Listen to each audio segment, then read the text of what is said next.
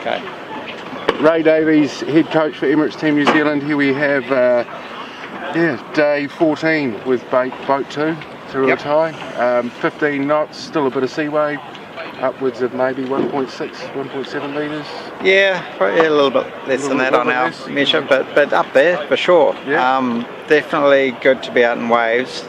We obviously have spent the last few years looking for flat water with the America's Cup here in Auckland, and we can always find flat water here. Yep.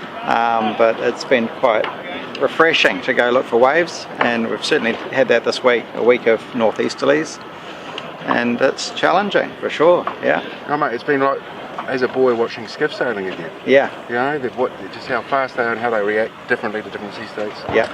Did we see a new jib today? Was that a J3 that we saw come out of the box? No, it's one we've used before.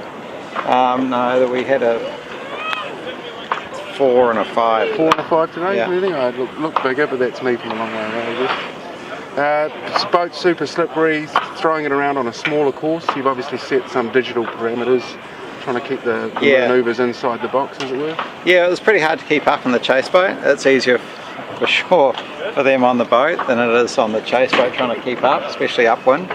So yeah, we tend to sort of give them a bit more rein to do their thing, and it makes life a bit easier to sort of monitor things on the chase boat. But yeah, no, it was really good. Like lots of heaps of manoeuvres, quite a bit of straight line as well, and I think it's actually really cool that we're sailing in waves. It's spectacular for the TV.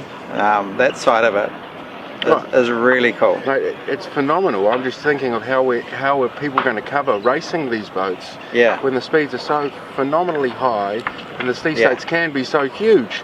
So it's it's a game changer all round. No, it's a good one for sure. The helicopters, the onboard cameras, and all of that, and you know the foiling chase boats and that will come into their own. At times in the sea state, it's much easier to be foiling. So it's a new world for sure to try to keep up with these sort of boats in the seaway.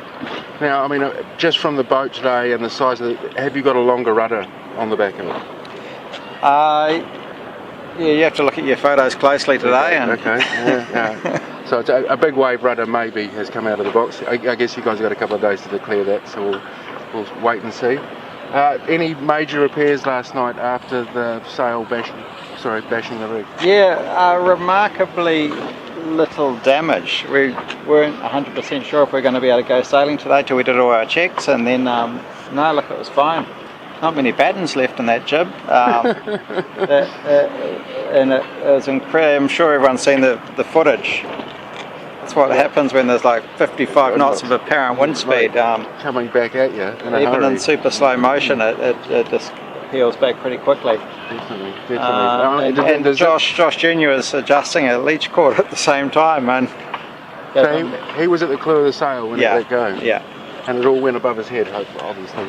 Yeah, just peeled back around him, and Oh my God! So wrong place at the wrong time, or change the undies. The boat seemed to be, you know, I've watched it the last three sessions. It seemed more controlled today. Are there any major changes in what we're doing? No, I think it's just time on the water, just for sure. Experience. Just getting used to what the waves do, where you need to turn relative to waves, and both Pete and Nath just calming up, and Andy and Blair all being more and more on the same page. It's definitely a challenge. Time on the water for sure. We're finding it easier today than the beginning of the week. Cool. We can see the confidence growing. Ray, thank you for your time. Enjoy debriefing the boys. Yeah, no, thank you. All right.